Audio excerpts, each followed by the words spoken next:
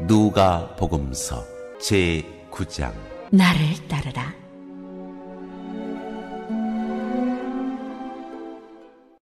살아보니까 강한 놈이 오래가는 게 아니라 오래가는 놈이 강한 거더라.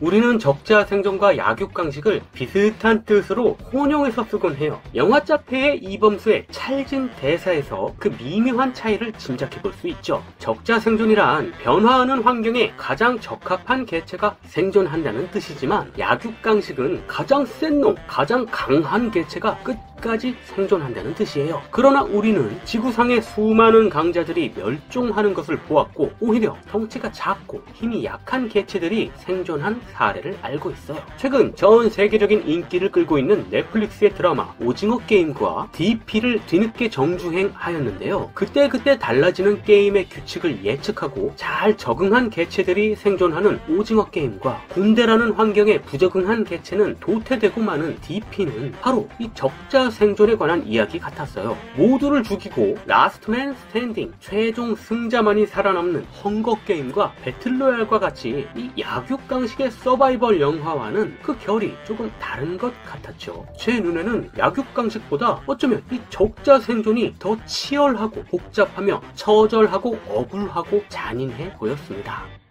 2차 세계대전 이후 적자 생존에 관한 오해는 종식이 된 것 같았어요. 식민지 국가들이 독립했고 노예가 해방되었고 여성과 아동의 인권이 보호받게 되었죠. 다시는 우리 경악스러운 일을 반복해서는 안 된다고 다짐을 했죠. 그러나 1980년대 이후 적자 생존은 신자유주의 경제체제에서 다시 부활합니다. 시장에서의 자유로운 활동을 보장하고 각자의 능력에 맞는 보상을 하라. 즉 자유롭게 경쟁하고 승자가 더 많이 갖는 것은 당연하다. 일견타당해 보이지만 이 단순한 정의를 채택하기에 우리 사회는 너무 복잡하죠. 우선 경쟁 과정이 공정하지도 않고 출발점이 다른데 체급이 다른데 경쟁의 자유를 보장하고 능력껏 가져가라니요. 빈곤, 소외, 부적응, 이것은 모두 개인의 열등 때문이라 어쩔 수 없는 것일까요? 이렇게 적자 생존은 자유시장 경제의 어두운 면을 대변하는데 다시 활용되고 있습니다. 오징어 게임과 DP는 이거 정말 이래도 괜찮은 거야? 하고 물어옵니다. 그리고 지금 그 질문에 전 세계가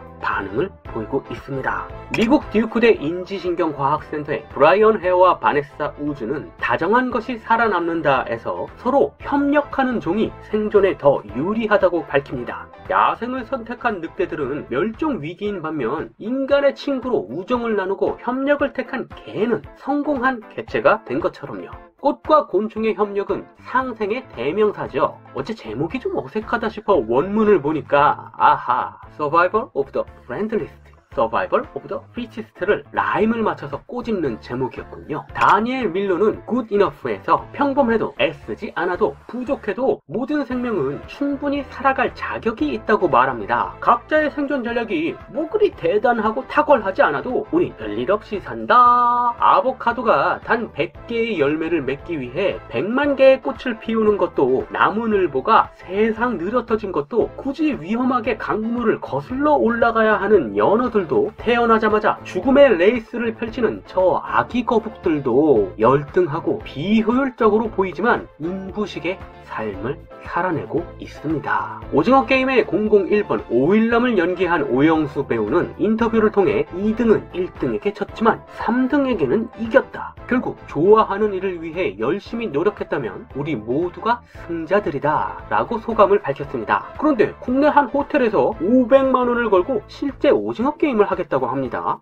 이 어려운 시기에 마케팅은 이해합니다만 개인적으로는 좀 아쉽습니다. 오징어 게임의 종주국에서 드라마가 말하는 이 적자 생존과 약육강식에 대한 경계의 메시지를 잘못 이해한다면 좀 부끄러운 일입니다. 모든 살아있는 생명에는 우와 열이 없습니다. 내일의 세상이 어떤 개체를 선택할지는 아무도 모르니까요. 적자 생존이란 단어가 어깨를 짓누를 때 당당히 다윈 선생님 실수하셨는데 예 라고 말하세요. 빨리 가려면 혼자 가야 하지만 멀리 가려면 반드시 함께 가야 합니다. 이번 영상은 여기까지입니다. 예수께서 이르시되 손에 쟁기를 잡고 뒤를 돌아보는 자는 하나님의 나라에 합당하지 아니하니라 하시니라.